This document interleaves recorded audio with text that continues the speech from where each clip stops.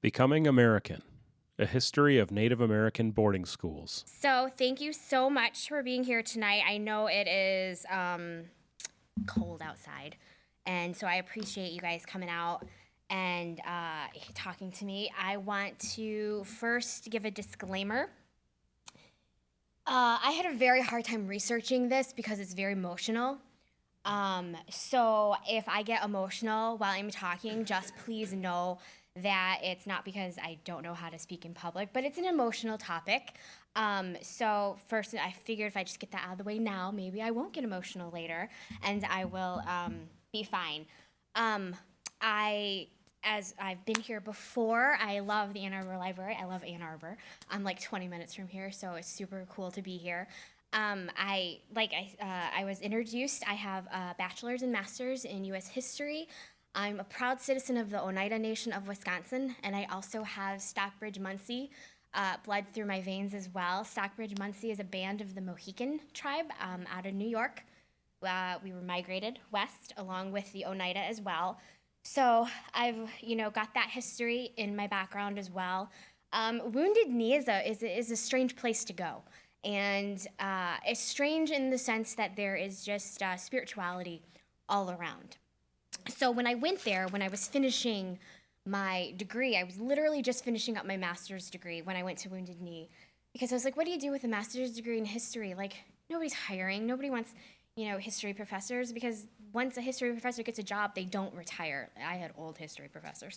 And they just stay in their jobs forever. I'm like, what am I going to do? I'm going to have to, find a job outside of my degree. And it was there while I was at Wounded Knee, while I was sitting there and reflecting on what had happened there.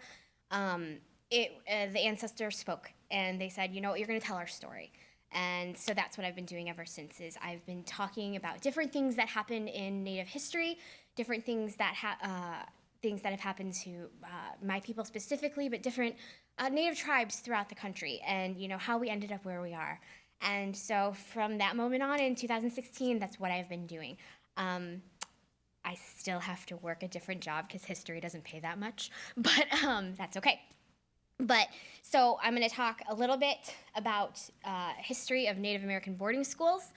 I will absolutely make sure there's time for questions at the end. I know people always have questions. And I never claim to be an expert, but I will do my best to answer your questions in the best way that I know how, or point you in the direction of websites or books or anything where you can find answers to your questions as well. I find it very exciting to talk about this topic today. I was just in D.C., not just in D.C., a couple weeks ago I was in D.C. for the first ever Indigenous Peoples March, and it was an amazing experience. So coming off of that march, coming off of that wonderful day of prayer and song and listening to all these amazing speakers, I am more in awe now ever of those who survived boarding schools. Because the reason I'm here is because they survived boarding schools. The reason we were able to have that amazing day in DC is because they survived boarding schools and allowed us to be able to carry on our history. And so I know when I stand here in front of you, I'm standing on the ancestors' shoulders. And so I thank you guys for, coming out and, hearing this. So first, we will go ahead and get started. Cultural assimilation. This was something that was in place with the founding of the United States. So the United States didn't just form. They didn't just come over. Colonists from England didn't just come over and start a whole new country. They had to deal with the people who were already here. And we were here. My people discovered probably some of your people off the coasts. And we were like, hey, what's up? And so there was always the question of the Indian problem. What do you do with it? How do you deal with it? So assimilation was one of the ways that the United States, even after its founding, even today, is how they decided they were going to deal with Native Americans. It's in various policies. The United States was constantly trying to assimilate Native Americans to behave in a more Eurocentric way. And there were, like I said, there were various policies that were put in place. One of the policies that was put in place was the Dawes Act, also known as the Allotment Act. The Allotment Act took reservations and split them up, and each individual person on the reservation got a plot of land. Why? Because you were going to farm. Why? Because that is how you became assimilated into mainstream culture. Not understanding not every single tribe is a farming or agricultural tribe. Also not understanding farming is very expensive in order to afford the tools and things that you need. It's expensive, and we didn't have money in order to farm. Another way of culturally assimilating us was to create us as citizens. So it wasn't until 1924 that we actually became citizens of the United States. My grandfather was 11 years old by the time he was recognized as a citizen of the country that he was born in. Why did they finally make us citizens? To absorb us, to have us become more assimilated into mainstream culture. So we were like everybody else. Another way, there was the termination policy. Termination happened in 1954, so not that long ago in the grand scheme of things, where the federal government terminated tribal statuses of every tribe, which means you were no longer federally recognized as a tribe. You were just another person. Boarding schools was another way to help assimilate Native Americans into mainstream cultures. Why schools? Because if you get to the children first, that's how you make a culture disappear. So that was one of the things that happened first, was boarding schools. The only good Indian is a dead Indian. We're just gonna sit on that for a minute. That was policy that the United States practiced well into the 1800s. The only good Indian is a dead Indian. These photos are from Wounded Knee, and that happened in 1890. Wounded Knee was a massacre where 250 to 300 unarmed Lakota elders, women, and children were shot down by the federal government, by the 7th Cavalry, in retaliation for what happened at the Battle of Little Bighorn. Where at the Battle of Little Bighorn, the Lakota, the Cheyenne, and the Arapaho were fighting for their survival. They were fighting for their way of life. And the government deemed us as not human. We were in the way. But this policy was a policy that was getting expensive. Because war is expensive. We know that. We've been at war almost my entire adult life, and I'm only 36. I say only. I feel old, but everyone tells me I'm young. So the only good Indian is a dead Indian. So that was policy for a very, very long time. So before I jump into the Civilization Act Fund, I want to take you back. I want to take it all the way back to 1634, where the Society of Jesuits established a mission that was meant to extend civilization and instruction to the ignorant race and show them the way to heaven.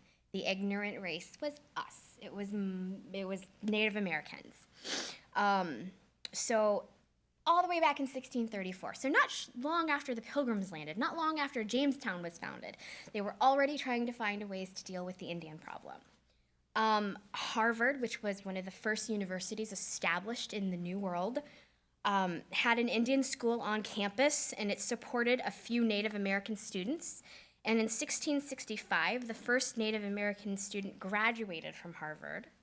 In 1769, an Indian school was created by a local community. That school later became Dartmouth College. There were other schools that were created in the East, but there weren't very many reservations in the East. Even today, if you look now, there's not any, if all, reservations in the East. I know the Oneida Nation of New York has some land. So there's some Mohican land, but it's not really designated as reservation land. And west of the Mississippi, schools were near or on reservations, and those schools were first founded by religious missionaries. So we're going to jump forward now through time. And in the late 18th century, there was a push to assimilate Native Americans in the newly found United States. On March 3rd, 1819, the Civilization Fund Act was established. And this was an act that encouraged benevolent societies, which included Christian missions and the federal government, to provide an education for Native Americans, and they were given money annually to help the civilization process. civilization process is actually written in this act. This is all about civilizing us. This act led to the formation of the Native American boarding school system. Federal funds were allocated to form schools that would teach Native American the white ways, which included forgetting their native culture and their religions. The act was also the start of a class system within Native communities. Now, in Native American communities, you're all on the same level. Everyone is equal, from the chiefs all the way down. The elders opposed the formation of boarding schools and sending their children there. Those who were considered progressive took to the new system very quickly. They learned English, and they gained leadership positions within the tribes that would ultimately lead to treaties that would ultimately end up to Native Americans ceding land. So as we say now about certain things, okay, so I work in retail part-time, and I'm not going to say where, but I work in retail part-time, and we have whenever we have visits, corporate visits come in, you have to live and breathe the brand. You have to basically, what we say, drink the Kool-Aid. So elders were looking at the younger generations who came in and took to these ways right away as they were drinking the Kool-Aid. They were like, you're forgetting your ways, you're forgetting your language, you're forgetting your past, you're forgetting who they are. And so ultimately, those who educated themselves within the boarding school system would be part of treaties unknowingly where they were helping their tribes lose and cede land. In 1824, the Bureau of Indian Affairs was created, and it was placed in the War Department first. Now it's in the Department of the Interior. And the main purpose of the BIA was to distribute funds for the schools. The policy that the U.S. had up to this point was that any good Indian was a dead Indian, but it wasn't working. So they were going to take on a new policy of assimilation. As tribes continued to move west, the white population was growing, and there was discussion of what to do with the Native people. There was a major push to assimilate Native Americans into mainstream culture. The Commissioner of Indian Affairs at the time, Hiram Price, said, quote, "It's cheaper to give them an education than to fight them." So to change an entire people, where do you start? You start with the children. And the boarding school system was going to do just that. Many families sent their children to boarding schools so that at least they would be taken care of and they would have food, because life on the reservation was hard. You had rations that the government would dole out to you if you were lucky, if you would get them. If a treaty was coming up and a treaty needed to be ratified, those rations would ultimately be cut in half, because if you were hungry, you would agree to what the government wanted more quickly. So if you sent your children to this school, you knew that they were going to be fed and that they would have clothes and that they would be taken care of. You didn't learn about the atrocities that happened to them until later on. Many times the boarding schools were forced upon parents, and they had to send their children to schools, again, in order for them to get food. But also, if you didn't send your child to a boarding school, sometimes the agency would withhold the rations from your family. So this was something you had to do. Children were taken kicking and screaming out of their homes. Schools were basically run on the backs of children. Farming, cooking, laundry, repairs for the schools were all done by children. So just how this country was built on the backs of slaves, the boarding school system was built on the backs of children. Only part of the day was used for actual academic learning. So you'd have your reading, writing, and arithmetic, and the rest of the time women were learning how to cook and sew and all of this other stuff, and young boys were learning how to farm and I guess what we would call today more vocational training. The beginning, obviously, it's cheaper to give them an education than to fight them. Assimilation started with the children. The picture I have up here is what children would look like when they would enter the boarding school, and the picture right next to it is what they would look like when they came out of the boarding school. So it's just a little bit of culture shock, there were actually reports of children who found the clothing. It was itchy and it was scratchy and it hurt their skin. I mean, because this was not something that they were used to, and it was not something that they were used to being in full dress up all day long. So the there were many boarding schools. I'm going to focus on one. I'm going to focus on Carlisle Industrial Indian School. I think everyone is probably familiar with Carlisle or the concept of Carlisle. What I first want to tell you about, though, is Richard Henry Pratt. That is a photo of him there down at the bottom. He was the founder of Carlisle, and I feel like it's important to know just a little bit about him before we delve into what happened at Carlisle. So Pratt was born December 6th, 1840 in New York. During the Civil War, he enlisted in the 9th Indiana Infantry Regiment, and after 3 months, he re-enlisted in the 2nd Regiment in Indiana Cavalry. After the war, he lived in Indiana for a while, and he ran a hardware store for 2 years. In March of 1867, he again re-enlisted in the Army after being out for a while as a 2nd lieutenant in the 10th United States Cavalry. And this, the 10th United States Cavalry was an all-black regiment, famously known as the Buffalo Soldiers. He was active in the Great Plains area, so this would be the Dakota area, North Dakota, South Dakota, parts of Minnesota, Nebraska, Montana, or not Montana. Montana has mountains, so all the flat area, that's where he was.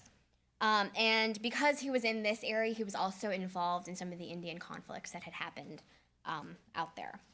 He died on March 15th, 1924, and he is buried at Arlington National Cemetery. His funeral, at his funeral, it said that many of his former students, Native American former students, attended and actually tended to his grave for a very long time afterwards. So that's just a little bit about Henry Pratt and who he was.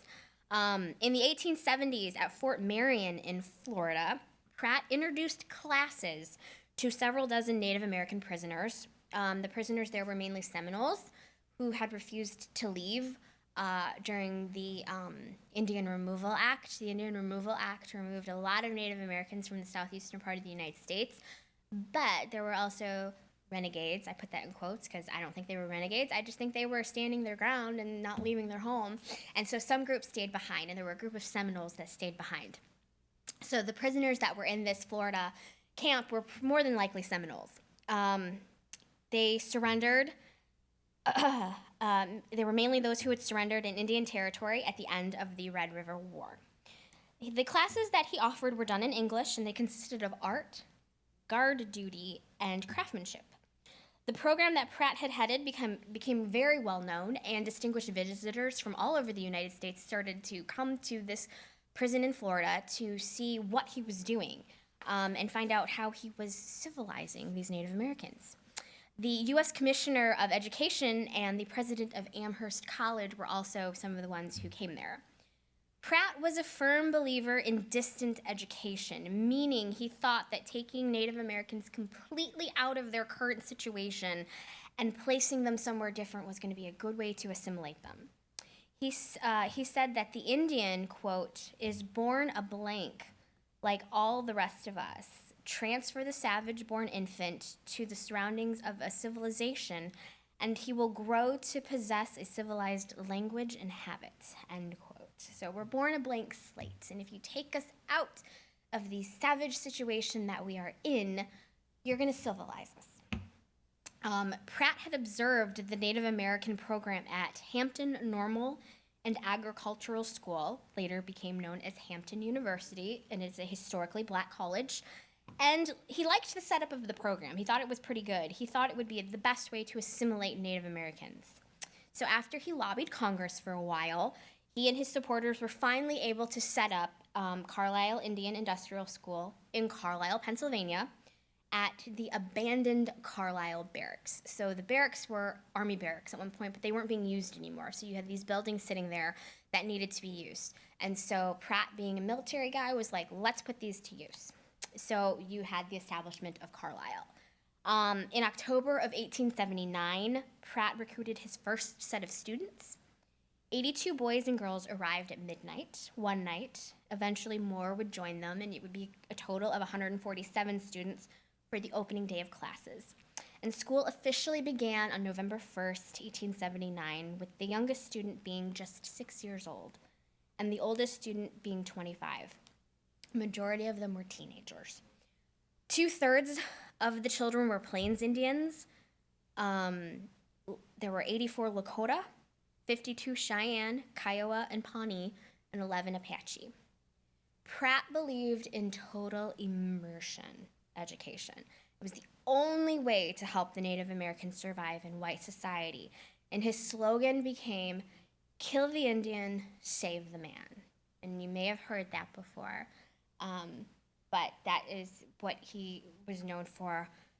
After the Great Sioux War of 1877, the Lakota were left impoverished and forced to live on reservations.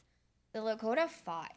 They fought and they fought and they fought. They were not going to give up. Just like the Apache in the Southwest, they fought. The Apache were one of the last tribes to ever give up. Many Lakota believed that the only way that they would survive was to send their children to these boarding schools. When you arrived at Carlisle, you were forced immediately to start giving up your native ways. One of the students, Luther Standing Bear, he was one of the first at the school. He described the arrival process, and he said, quote, "The civilizing process at Carlisle began with clothes. Whites believed the Indian children could not be civilized by wearing moccasins and blankets. Their hair was cut because in some mysterious way, long hair stood in the way of our development. They were issued the clothes of white men: high collar, stiff-bosomed shirts, and suspenders fully 3 inches in width and uncomfortable. White leather boots actually caused suffering." So that was Luther Standing Bear's impression of arriving at Carlisle. Cutting hair might not seem like a big thing, but it is. And in Lakota tradition, the cutting of one's hair actually symbolizes mourning. And so when children's hair were being cut, you could actually hear wailing and crying well into the night at the school. You were expected to speak only in English. Your native language was forbidden. The first few weeks the school was open, the Lakota and the Dakota outnumbered all the other tribes, and many of the Cheyenne and Kiowa were learning to speak Lakota. Once it was found out, only English was allowed to be spoken. So inadvertently, children who were there in larger numbers from other tribes were inadvertently teaching the others their language. And once the teachers saw that was happening, they were like, "No, we can't have this. You can only be speaking English." You were given a new English name, either by choice or by assignment. Your actual name was no longer being used. So you'd have an Indian name when you got there, which was your name. And then when you got there, you were given a book. It was a book of Christian names, and you had to pick a name from there. If you didn't pick a name would be assigned to you. Teachers and staff at the school would take advantage of the native child's natural respect for their elders in order to get them to basically tattle on other students who weren't doing what they needed to be doing. The minimum age for students was 14 years old. Your term at the school, at Carlisle in particular, was 5 years, and that you also stated on the consent forms that and it was also written on the consent forms that your parents had to sign the consent forms, but this consent forms were signed in front of Indian agents. So Indian agents could force you to sign them, they could withhold your rations, they could do something, but because the school had a consent form, then it was deemed okay that you were there. Children who could not adjust to life at Carlisle were sent back to their families. However, most would just run away, but they would eventually be found and brought back to the school. You could also be sent back to your reservation if you were ill, mentally unstable, or a menace to others. Student discipline was harsh, and students who committed serious offenses were court-martialed like they were in the military. So little bitty children could be court-martialed for speaking their native tongue, or dressing in buckskins instead of their own, clothes, or something even just so stupid as speaking out in class. Traditional white European gender roles were now taught to Native children, and this was a foreign concept to them because in Native culture, we kind of do a little bit of everything. Even my husband, who is not Native, but he and I don't have traditional gender roles where, I do all the cooking because I can't cook. I'm bad at it. But, we don't have traditional gender roles. In the Native community, there aren't really traditional gender roles, but in European culture and European society, there are. So these were now being taught to these children. In Native culture, women were held as equals within the community and held political offices. For example, in Cherokee culture, women could hold political office. You could be on the Women's Political Council in Cherokee culture. In the Iroquois Confederacy, in the tribes part of the Iroquois Confederacy, women appointed the chiefs. They appointed you, and if they didn't like you, they could take you out of office as well. So we were held in high regards in Native culture. At Carlisle, this way of thinking was being undone. So it was the young men were taught that they were superior, and women were taught the traditional gender role of having babies and being in the kitchen. And I mean, it's fine. If that's what you want to do, absolutely, 100%. I support you 110%.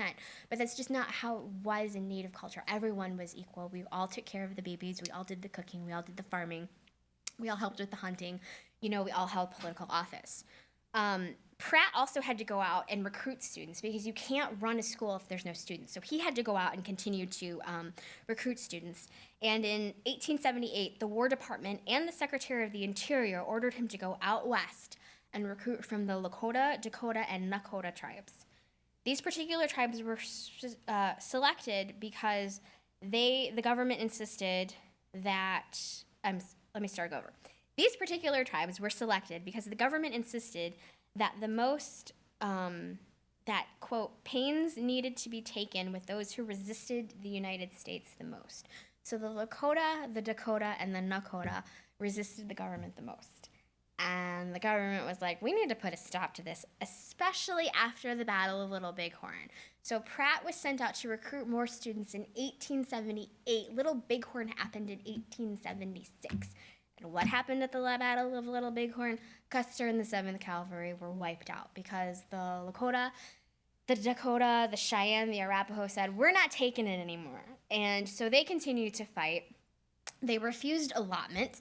They refused to go on reservations. Sitting Bull fled to Canada rather than go onto a reservation. So the government was like, we need to get these people in line. So they sent Pratt out to recruit students from these areas.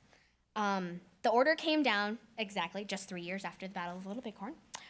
Pratt was hesitant at first because of the hostile attitudes that the tribes had towards the United States, but ultimately he was able to convince respected Lakota chiefs such as Spotted Tail and Red Cloud that the school would actually be good for the children. And there is a school on Pine Ridge Reservation in South Dakota called the Red Cloud School. It's now a very prominent school in the area and actually in the United States, but it started out as a boarding school at the request of Chief Red Cloud because he wanted his children and his tribe's children to be able to survive in what was the white world, and he thought that the only way that they would be able to have this boarding school. And they didn't want it too far from home because travel was hard, so Red Cloud was instrumental in starting a boarding school on the reservation. In 1879, Lakota chiefs Blue Horse, American Horse, and Red Shirt all enrolled their children at Carlisle. They saw it as a way for their children to survive. Pratt also used the fact that the Lakota had lost so much land because they couldn't speak and didn't understand English. And that is the reason the children, if they sent their children to these schools, that could be avoided in the future because they would learn English, they'd be able to read it, they'd be able to understand it, and they would be able to help in the treaty negotiations. Carlisle then became a model for Native American education in the United States. Many people were so impressed that they came to the school to volunteer and teach.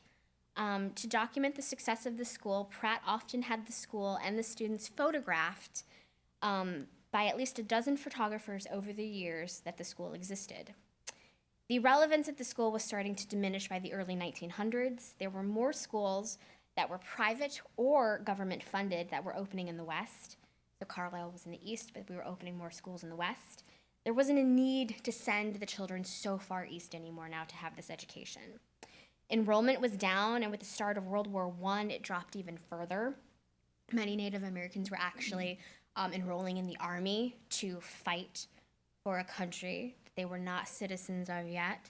And even young people who should have been in school were also enrolling in the army as well. On the morning of September 1st, 1918, the U.S. flag was lowered on Carlisle and handed over to the U.S. military, and then it was raised again over what was now the U.S. Army Base Hospital number 31. The school was over. The Carlisle school was over. I mentioned earlier that there were abuses at the schools, and there were numerous abuses, and this is where the research got really hard and really tough to read and to talk about.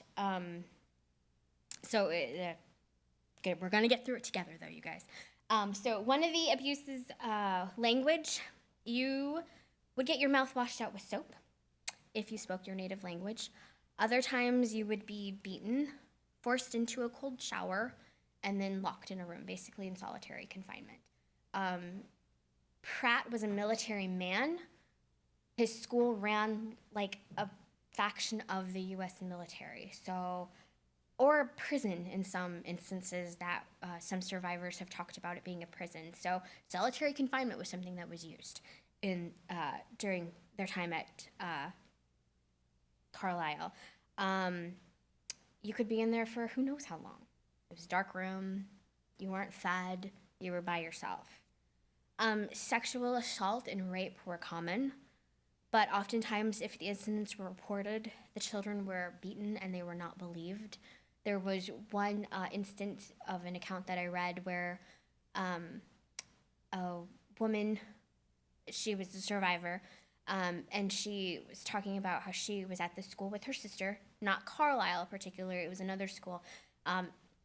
I think it was a missionary school, and she was assaulted by one of the teachers there, and so she told another teacher, and the teacher told her that she was lying and that she was never to speak of it ever again. So you weren't believed, you weren't taken seriously, and then you were put back into the same room with your assailant. There were forced physicals of children.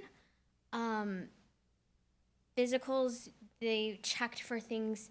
Oftentimes there were forced gynecological exams to make sure that if you were a young woman that you were still a virgin.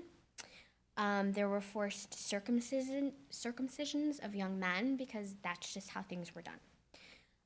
Children were kept from their parents, and it was easy to do because most of the time these boarding schools, including Carlisle, were so far away that it was hard for the parents to get to their kids. I watched one documentary where Dennis Banks, he was an Ojibwe leader. He's passed now. He's been 2 years past now. He was also a leader in the American Indian movement. He talked about his experience at boarding schools, and one of the things that he struggled with was the fact that his mother never wrote him. And he was like, "Mom, why didn't you write me?" And she said, I did. And after this, the boarding school that he was at closed, they were able to go in, people doing research, archiving things, and they found all of these letters that his mother had written him, and the administrators never gave them to him. So one of the things that they would do is they would withhold family correspondence from you. They thought they were helping because they were, they didn't want to disrupt your daily life, but at the same time, what they were doing is they were severing those family ties because you didn't belong to them anymore. You now belonged to the federal government, and you were going to go out and be a good American now. If you had those relations with those people back on your reservations, back on your homes, there was a potential for you to fall back into your Indian ways. So we're going to sever the ties, we're going to cut the ties. And that leads to the aftermath. I mean, there was trauma, obviously, post PTSD. There was a loss of identity. There was a feeling of not belonging. Many tribes wouldn't accept you back on your reservation, but you couldn't go out and survive in the white world because you were still an Indian. So you didn't belong anywhere. There was no sense of belonging. One of the things that is Carlisle is sadly known for is the large cemetery that they have there, and that cemetery is the final resting place for many children who perished there. They were exposed to diseases that they weren't used to, and over 200 children died and were buried at that cemetery. In August of 2017, the U.S. Army began the exhumation of 3 northern Arapaho children who died while they were at Carlisle, and their names were Little Chief, Little Plume, and Horse, which they were not allowed to use at school, obviously. Because of the work that the northern Arapaho, who live on the Wind River Reservation, were able to do, is they were able to use different policies that are in place to claim these children and to bring them back home. So the remains of the children are being returned to the Northern Arapaho tribe. All of the remains were sent back except those of Little Plume. The coffin that was supposed to have his remains had the remains of 2 other children in it, but not his. So they actually don't even know where he is at the moment. And that has other tribes who know that they have children buried in that cemetery. It makes them a little uneasy because for expansion of the school to happen at one point, graves were moved. And so if graves were moved, obviously, I mean, there were 2 in 1 grave, so they're questioning whether or not the headstones are correct and that actually who is in those graves is really there. Other tribes are currently seeking the remains of their lost children and hope to bring them home as well. One of the things that I found interesting was that the Navajo code talkers actually discussed the effects that boarding schools had on them. And we all know the Navajo code talkers, they're great. They helped with World War II in an immense way. If you've ever studied military history, you know that their contribution to the war effort and to World War II was huge. But they found it extremely odd and kind of mentally taxing that a government that tried to force them to stop using their language now needed them to use their language in order to win a war. So that kind of played a little bit of mind games with them. There were toxic behaviors that were learned in boarding schools: physical punishment, emotional abuse, and racism. Light skin versus dark skin, full blood versus half blood. Alcoholism and domestic abuse were all things that were that can be traced back to having been in a boarding school, all in order to become a better American. There was the loss of family structure. Extended family and close family is a very integral part of Native culture, Native community. You're very close. You live all together. You live sometimes in the same house. And that was lost. That sense of family was gone. Where did you belong? Did you belong on your reservation? Did you belong in white society? You had no clue as to where you were at all. And there was a loss of yourself and a loss of your purpose. What was your purpose in life? So that was something that was very difficult. That is something that people struggle with today. Full disclosure, my great-grandparents went to Carlisle. My grandparents went to Red Springs Lutheran Mission School in Wisconsin. So I am the product of boarding school grandparents. And I say that I'm a product of it because my mother was a product of boarding school parents, and they never talked about being Native, being Indian, being Oneida, being Stockbridge Munsee, being proud of who we are. My grandparents couldn't speak the language anymore because it was literally beaten out of them. And so it's something that I have strived for very much so. I'm in the process of trying to start learning our language because, as we know, language is important. Language helps keep your culture alive. And then I realized today, before I came in, that people might want to know if there were boarding schools here in Michigan. There was. The Mount Pleasant Indian Industrial Boarding School It opened actually on October 18th, 1892. The first cornerstone was laid. The dedication ceremony took place on January 3rd, 1893. By June of 1893, enrollment was so high that they had to increase the number of buildings. So there were 11 buildings that ended up being built to create this boarding school. There were boys and girls dormitories, a hospital, a woodworking blacksmith shop, and there's a cemetery that's still there today. Children came not just from Michigan, but from New York, Wisconsin, and Minnesota to attend this boarding school. Classes for Native Americans continued until June 6, 1934, when the state took over the property and it became the Mount Pleasant branch of the Michigan Home and Training School. It ended up becoming a school and a hospital to train mentally handicapped young men. In 2008, that actually closed because there was budget constraints and there wasn't enough patients anymore. The property now stands, but it's empty and it's abandoned, and it belongs to the Saginaw Chippewa tribal nation now. And in 2018, just last year, it was listed on the National Register of Historic Places. So you can probably go and visit this particular boarding school. Suggested readings and documentaries. I suggest this book every single time I give a talk. Indigenous Peoples' History of the United States by Roxanne Dunbar Ortiz. If you're familiar with Howard Zinn's A People's History of the United States, this is kind of all along the same lines. I love Howard Zinn's version because I love that he doesn't sugarcoat history, and it's amazing.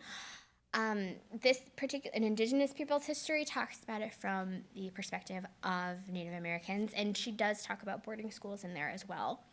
One of the documentaries that I watched in order to help prepare this was Unseen Tears, the Native American Boarding School Experience, that is available on YouTube. It is hard to get through, but I encourage that you watch it if you can. And the picture, this particular picture is personal to me. That is the boarding school that my grandparents attended. That is the Lutheran Mission Boarding School in Red Springs, Wisconsin. I actually have photos, and I meant to bring them this evening, but I left my house in such a hurry. But I have pictures of my grandmother when she's just a little bitty girl there as well. And that is what I have for you this evening. This program was recorded on February 11th, 2019, at the Ann Arbor District Library.